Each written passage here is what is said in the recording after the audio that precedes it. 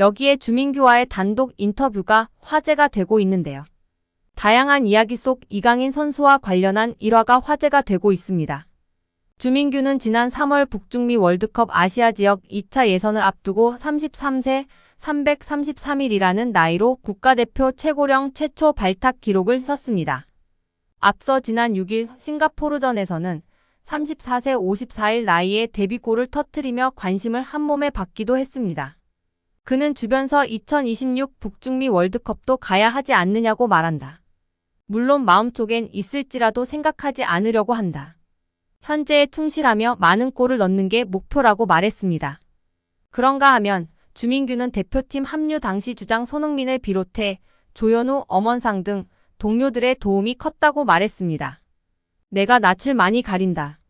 또 나이가 많아 당장 어울릴 사람이 없지 않을까 걱정했는데 동생들이 다가와 줬다며 고마움을 전했습니다. 그러면서 막내급 1원 이강인과 있었던 에피소드를 언급해 시선을 끌었습니다.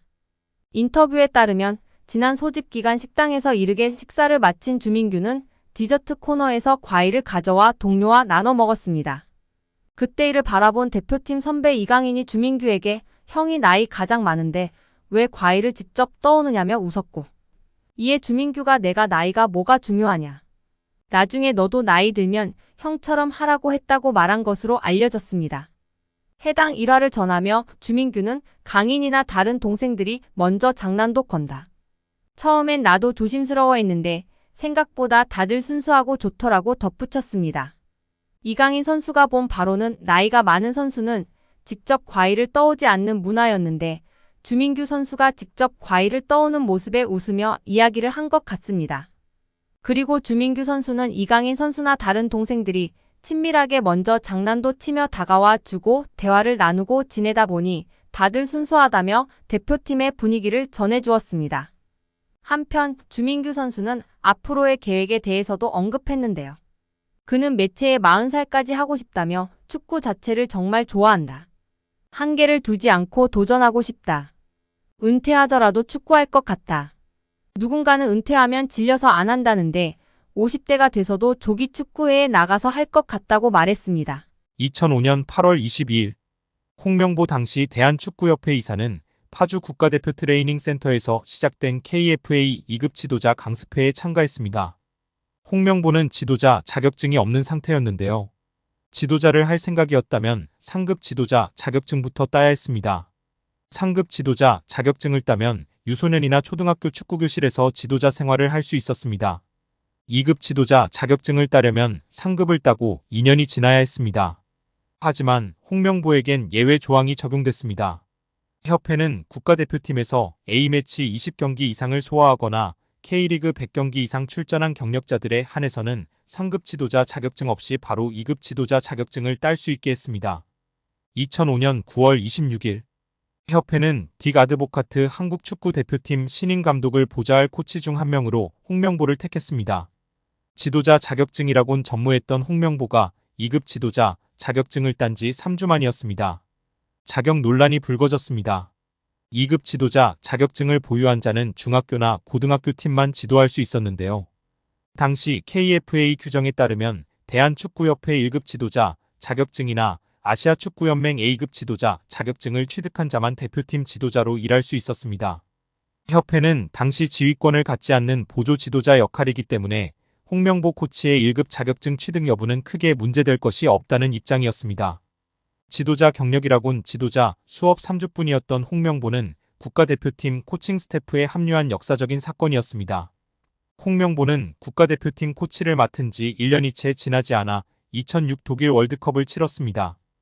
홍명보에게 국가대표팀 코치로 지도자 생활을 시작해 월드컵을 경험하는 데까지 필요했던 시간은 단 9개월이었습니다. 누군가는 평생의 꿈이 될 수 있는 월드컵을 경험하는데 홍명보는 속성 자격증 취득부터 돈으로 살 수 없는 월드컵 코치 경험까지. 정말 대단합니다. 이후에도 홍명보는 탄탄대로였습니다. 홍명보는 2006 독일 월드컵 후에도 국가대표팀에 남았는데요. 홍명보는 국가대표팀 코치로 2007 아시아 축구연맹 아시안컵, 2008 베이징 올림픽을 차례로 경험했습니다. 2006 독일 월드컵 16강 진출 실패, 2007 아시안컵 3위 및 음주 파문, 2008 베이징 올림픽 조별리그 탈락 등 대표팀은 실패를 거듭했지만 홍명보가 책임질 건 없었습니다. 홍명보는 2008 베이징 올림픽을 마친 후 감독 생활을 시작했습니다. 많은 축구 팬들이 알고 계신 것처럼 2010 광저우 아시안게임에서 한국은 한 수 아래로 평가받았던 UAE와의 준결승전에서 연장 접전 끝에 0대1로 졌습니다. 한국은 이 대회에서 3위에 머물며 홍명보의 경질이 예상되었습니다. 그러나 놀랍게도 홍명보는 경질되지 않았습니다. 아시안게임은 금메달이 아니면 의미가 없는 게 분명했고 지난 2002년 부산 아시안게임에서 3위를 한 박항서 감독이 경질되었던 사례가 있기에 명분은 차고도 넘쳤습니다. 그러나 협회는 홍명보를 경질하지 않았습니다.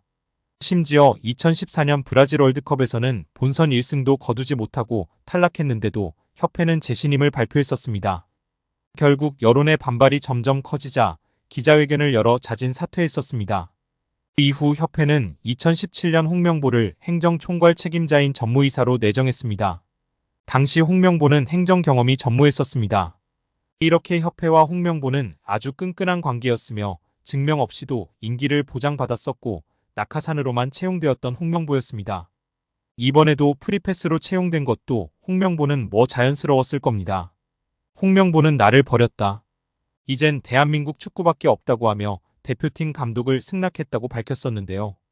홍명보가 버린 건 자신이 아닌 울산입니다. 울산은 3년 재계약을 맺은 지 1년도 지나지 않은 감독을 협회에 내어주면서 상처만 남겼습니다. 홍명보는 대표팀 감독으로 실력은 물론이거니와 도의 신의를 저버리는 인성도 문제가 있는 감독입니다. 속히 선임 취소 혹은 자진 사퇴만이 답입니다. 한국 축구에서 학명으로 가장 두드러진 인물이 바로 지금 이 시끄러운 와중에 축구 대표팀 감독을 맡은 홍명보 감독입니다. 박종환 감독이 대표팀을 이끌던 1995년 한국팀은 코리아컵 준결승전에서 예선에서 쉽게 승리했던 잠비아에 패했습니다. 그런데 이 경기 전날 박 감독의 억압적이고 비인격적 훈련에 불만을 품고 있던 홍명보, 황선홍 등 주전 선수들이 경기 전날 술집에서 대취할 정도로 술을 마신 사실이 언론에 보도가 돼 난리가 났습니다. 그래서 홍명보 선수 등은 징계 위기에 처했는데 이들은 그 제보자로 박 감독을 꼽았고 언젠가 안 갚음하리라 맹세했다고 합니다. 다음해 아시안컵 8강대 이란전에서 한국은 6대2로 참패하였습니다. 유례를 찾기 힘든 처참한 패배입니다. 특히 전반에 2대1로 앞서고 있었는데 휴식 시간 라커룸에서 무슨 일이 있었는지 후반에만 연속으로 5골을 먹은 것입니다. 당사자들은 부인하지만 이 사건은 축구계뿐 아니라 축구팬들도 의혹을 거두지 않고 있습니다. 박 감독은 결국 감독에서 물러났고 당시를 회상하며 자살까지도 생각했을 만큼 개인적으로도 충격이 컸다고 했습니다. 한국이 참패를 당하자 국내 언론들은 11회를 이끌고 있는 홍명보가 태업을 이끌었다. 박종환 감독을 끌어내리기 위해 선수들이 태업을 했다라는 등의 뒷말들이 나돌기는 했지만 끝내 참패 원인의 진실은 밝혀지지 않았습니다. 당시 한 언론은 홍명보 선수가 과학적이고 체계적으로 지도하는 감독을 원한다며 스파르타식 훈련을 고집하는 박종환 감독에게 노골적인 반기를 들었지만 누구보다도 체계적으로 지도했던 아나톨리 비쇼베츠 전 감독에게도 노골적인 불만을 터뜨렸다고 전했습니다. 조중현 당시 KBS 해설위원조차 홍명보가 선수로서의 본분을 망각한 것 같다. 옛날에는 감독의 그림자도 밟지 않았는데 어쩌다 이 지경이 됐는지 모르겠다고 개탄했다고 합니다. 하석주 전 전남 감독은 최근 언론 매체 오센과의 인터뷰에서 11회는 그냥 봉사단체다. 내가 회장을 맡고 있다. 라고 밝힐 뿐 특별한 이야기는 하지 않았었습니다. 홍명보의 능력도 문제지만 장점이라고 평가받던 소통 문제, 리더십 문제도 결코 장점이 될 수 없다고 폭로한 국내 지도자가 있어 화제가 되고 있습니다. 축구팬들이나 전문가들뿐 아니라 선수들조차도 홍명보 감독 선임에 대해 불만이 높을 것입니다. 박주호 위원이 이야기했던 것처럼 선수들은 훈련 세션 한두 번만 해도 그 감독의 수준을 파악할 수 있다고 합니다.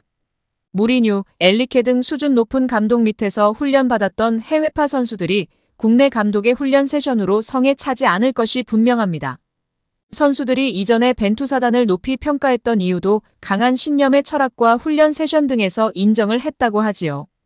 전술과 기술적 능력도 떨어지는 홍명보 감독에게 30억 원 가까이 연봉을 지급하는 멍청한 협회에게 열불이 나서 쓰러지기 일보 직전입니다. 최근 유로 우승 스페인 감독 연봉이 세후 9억 원이라고 합니다. 스페인 감독이 9억 원이면 물론 낮은 편에 속하지만 이런 사례처럼 훌륭하고 얼마든지 좋은 감독을 데려올 수 있기 때문에 유로 끝나고 코파 끝나고 더 알아볼 수 있었는데 그냥 의지가 없었던 것입니다. 홍명보의 능력도 문제지만 장점이라고 평가받던 소통 문제, 리더십 문제도 결코 장점이 될 수 없다고 폭로한 국내 지도자가 있어 화제가 되고 있습니다. 위르겐 클린스만 전 감독이 경질된 후 임시 사령탑 체제로 돌아가던 시기에 축구대표팀 스태프로 합류한 한 지도자 A씨는 유럽파가 감독에게 가장 원하는 요소로 소통을 꼽았습니다. A씨는 나도 국내 지도자로 선수들이 해외 감독을 원하는 분위기에 반감이 컸다면서 하지만 내부에 들어가 직접 부딪혀보니 이유가 있더라. 마냥 편하고 싶어서 외국인을 원하는 게 아니었다고 소회를 밝혔습니다. 그러면서 그 친구들 나름대로 합리적인 요구를 하면서 감독이 들어주는 소통 구조를 원하더라. 내용을 들어보면 결코 비합리적이거나 무리한 요구가 아니다. 충분히 할 만한 얘기를 하더라. 아무래도 선수들은 국내 감독의 경우 그런 식의 소통이 어렵다고 생각하는 게 아닌가 싶다고 말했습니다. 역대급 최악의 졸전 경기력을 펼친 홍명보호입니다. 홍명보호 출범 이후 가장 최악의 경기로 꼽히는데요. 지난 홈에서의 팔레스타인전과 더불어 오만전이 꼽히고 있습니다. 오만전이 더 못했다고 개인적으로 생각이 드는데요. 국내 축구 전문가들과 축구 팬들도 분노가 하늘을 찌르고 있습니다. 계속해서 기회를 만들다가 운이 없었다가 아니라 그냥 최악이었다. 경기력 자체가 역대급 졸전이었다고 생각한다. 홍명보가 뭐 그렇지 혹시나 했는데 역시나였다. 홍명보 사퇴해라, 홍명보 경질시켜라 등의 반응을 보이고 있습니다. 여기에 오만 감독의 경기 후 기자회견 발언이 화제가 되고 있는데요. 경기 종료 후 기자회견에 나선 라시드 자베르 오만 감독은 수비를 잘한 것은 사실이라며 이번 경기에서 수비가 제대로 나오지 않았다면 동점이 나오지 않았을 것이다. 박스 바깥으로 선수들을 밀어내려 했다. 최대한 박스 바깥으로 밀어냈다. 수비적으로 준비를 잘했다. 찬스가 왔을 때 득점까지 만들어냈기에 이런 결과가 나왔다라고 말했습니다. 오만은 한국에 비해 객관적인 전력에서 한 수 아래의 팀으로 평가됩니다. 여기에 원정이라는 점, 또 추운 날씨에 적응해야 했다는 점인데요. 오만의 겨울 평균 기온은 17시입니다. 또한 여기에 라마단 기간이 겹쳤다는 점은 어려움으로 작용했습니다. 경기에 앞선 지난 19일에 자베르 오만 감독은 조별리그에서 살아남겠다라고 외치며 아주 추운 한국 날씨다. 그러나 적응해야만 한다. 라마단은 우리의 문화다. 축구에 맞춰 적응해야 한다. 물론 어렵다. 원정 경기에서는 음식을 먹는 시간도 다르고 13시간 이상 이동해 온 환경이라며 어려움을 이야기하기도 했습니다. 13시간 비행에 라마단 기간에 객관적 전력차가 매우 큰 이러한 상황 속 역대급 졸전을 펼친 홍명보는 당장 경질되어도 이상하지 않은 상황입니다. 그런데 협회는 왜 경질을 안 할까요?